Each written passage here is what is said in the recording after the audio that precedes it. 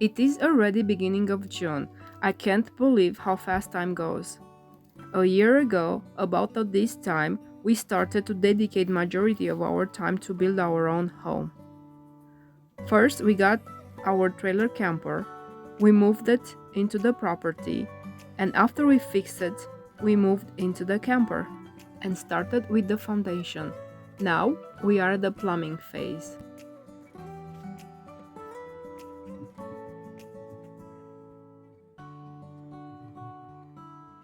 Obviously, we don't know anything about this phase also.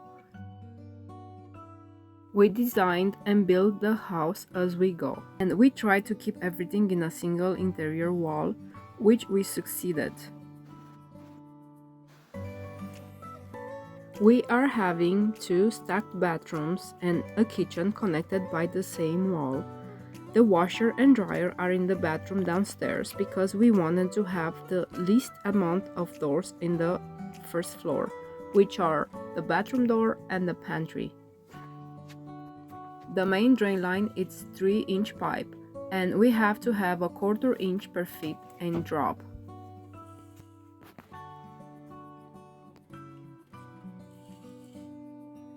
It's good. Yeah, it's going that way. This pipe is going through the middle of our basement, and thankfully our basement is tall enough that we don't have to bend over while we're going under. In this side is the laundry machine, and as soon as going horizontally, the pipe must be 3 inches, while having the same drop of 1/4 of inch per foot. This is part of the main drain from the upstairs bathroom. It's looking like my husband did all dry fittings and is going to start to doing the actually gluing of everything in the system.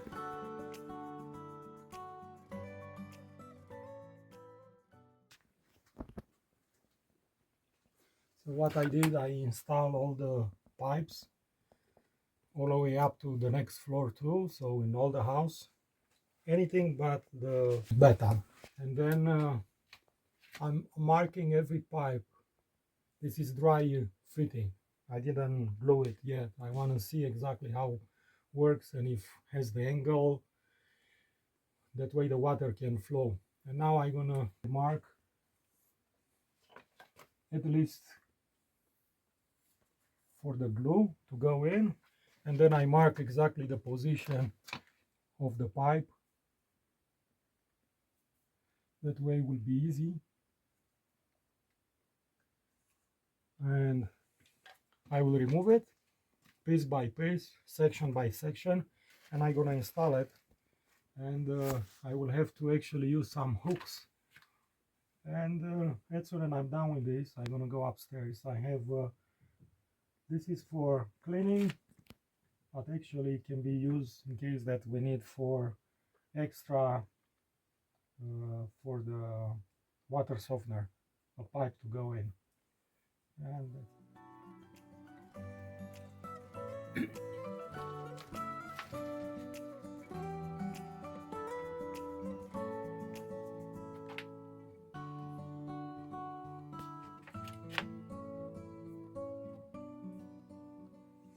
and you, and you can see I'm not a professional because I don't think so any professional will do this, but that's how I'm doing it.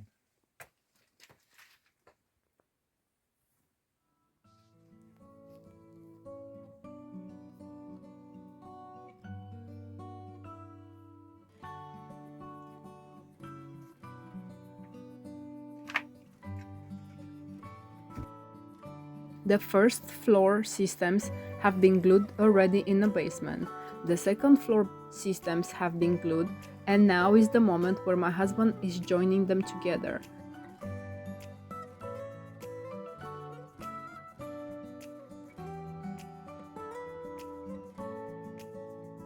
And thankfully everything is in the right place. My husband can continue with finish up this side of the systems.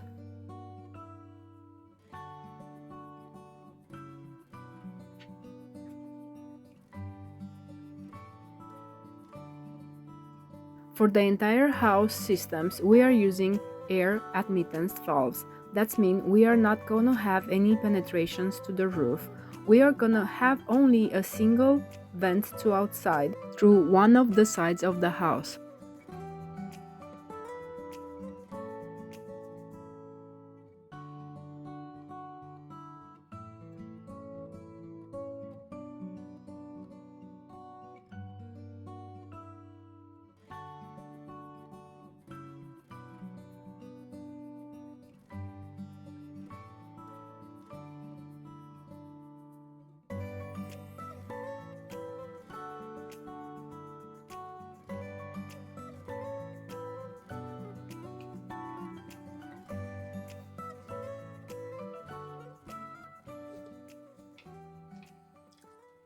And then you just keep them together for like 25-30 seconds. That should do it. And let it dry for 2-3 days to be sure. Then you can test it. You test the system. And this is what I use right now. Is not really the best. This was available at our hardware store in It's not good. in the town, 16 miles away from us, because we are living in a forest, not in a town. So the primer and the cement. So what I did, I started building the installation from basement all the way up to the floor, and I dry fit them to be sure that actually looks good, which a professional will not do it. They will do it right away. And then I start glue them together from the basement going up. And I use some hooks. That's a 3-inch hook for the pipes to be secure. I have some 2 inches hook too. Many times I look back and I can't believe that my husband did all of it. A year of hard work, a year of lot of research, a year where we had no schedule, yet with long hours some days.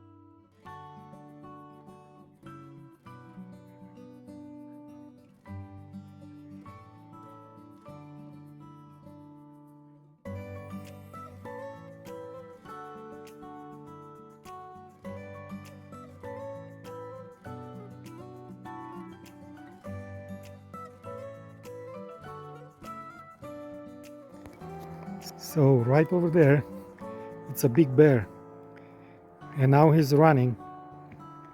You can see him. He ran away. Holy moly! It was right there on the corner. It's the bear who's coming here last year too. It was right there. It was big, Oh my god. big bear.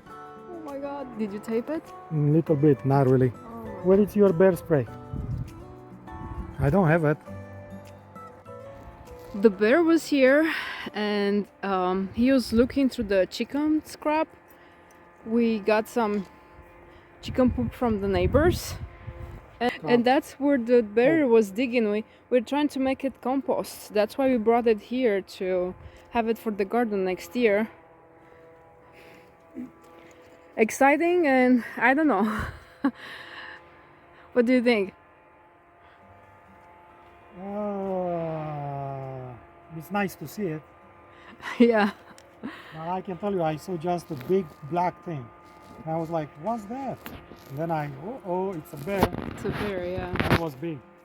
Okay. And he looked at me, he saw me, and then he ran away. Yeah, the bear was here, and my husband was right there, next to the house, where's the weather station.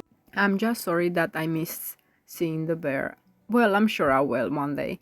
These are very interesting mushrooms. I never seen them. They are looking like a pig's ear mushroom, but I don't think they are. Anyway, I'm not gonna touch them.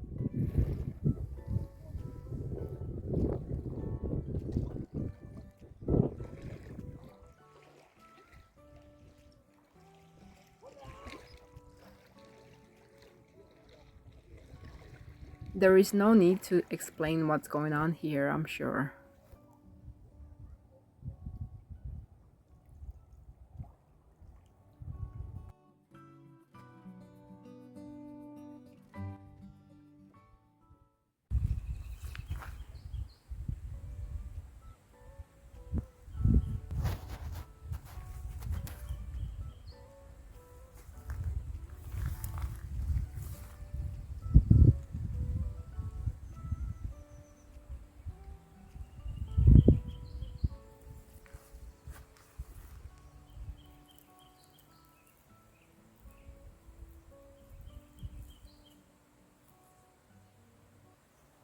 I wanted to do this for very long time, but I never had my own piece of forest.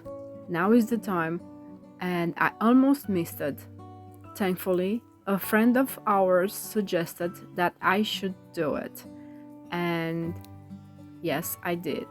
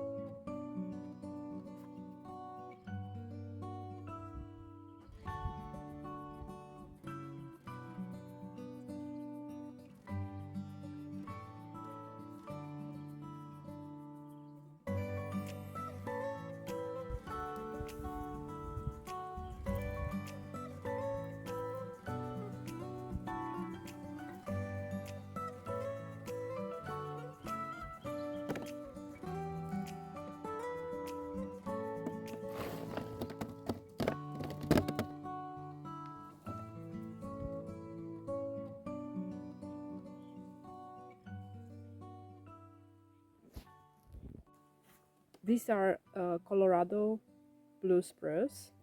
These are my favorite. I could collect other different types of buds like Douglas fir and other spruces buds, but these are my favorite.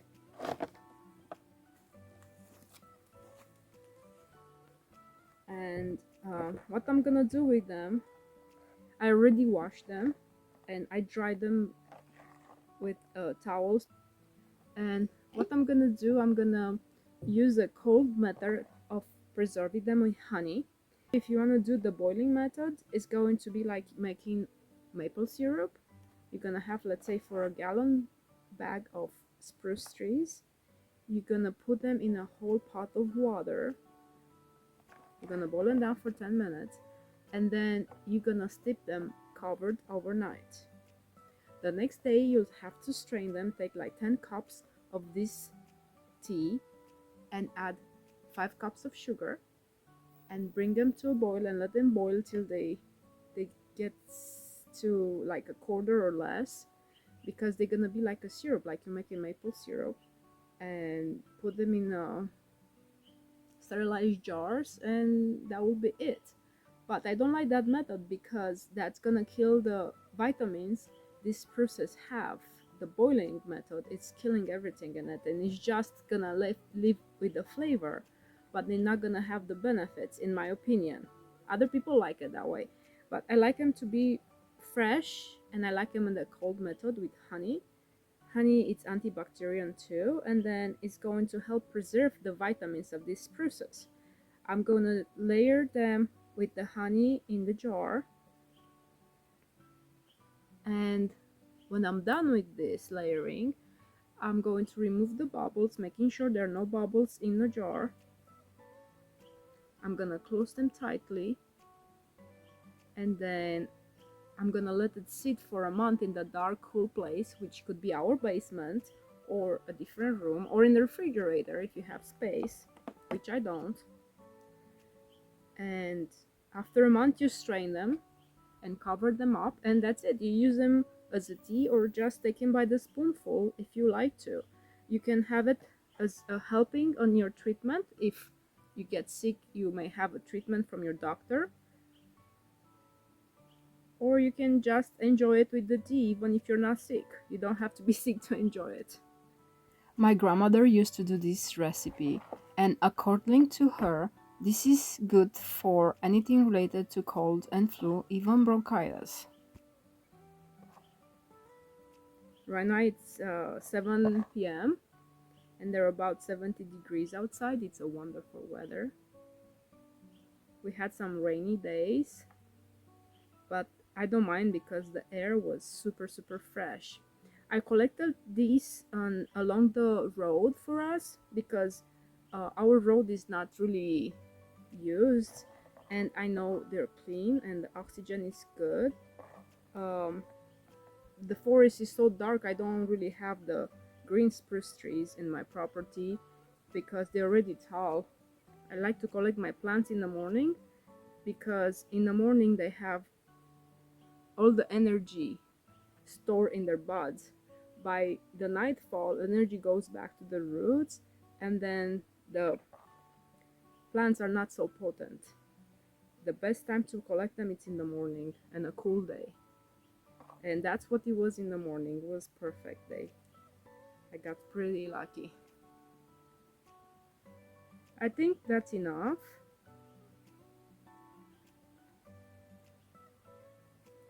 I'm gonna make sure I'm removing all the bubbles from the jar. I'm gonna gently top it down. I think I can fill up a little bit more honey in here.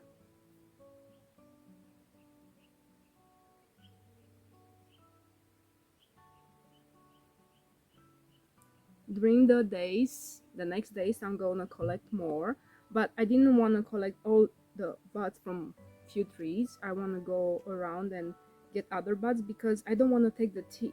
I like to take from the bottom mostly because the bottoms are not gonna grow anymore, but at the top the trees are growing and I want them to grow nice and strong. Then I rather don't touch the tips.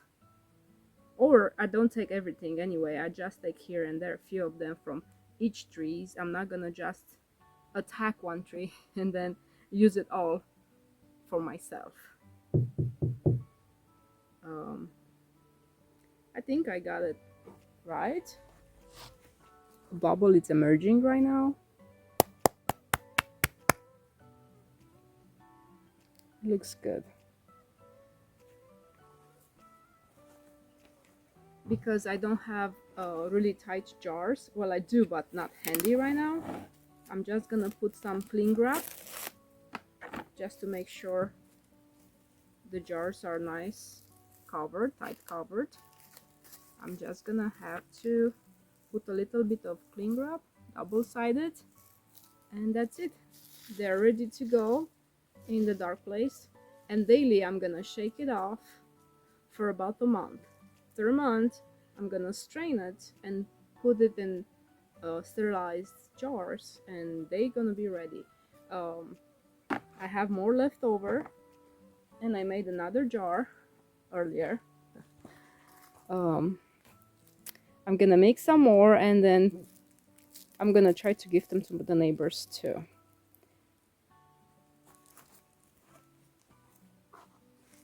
In about a month, they're gonna be turning milky because all the good things are gonna be released from the buds, and that's when it's gonna be ready. This is after a week. The honey is more liquidy and the buds have a tendency of floating up.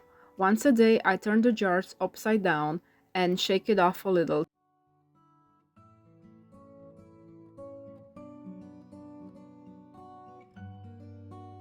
This is our story and I'm sticking to it. There have been days where it was hard and days when it was easy because we didn't care about no schedule and no plans. Thank you for watching And please subscribe to our channel if you think you like our story.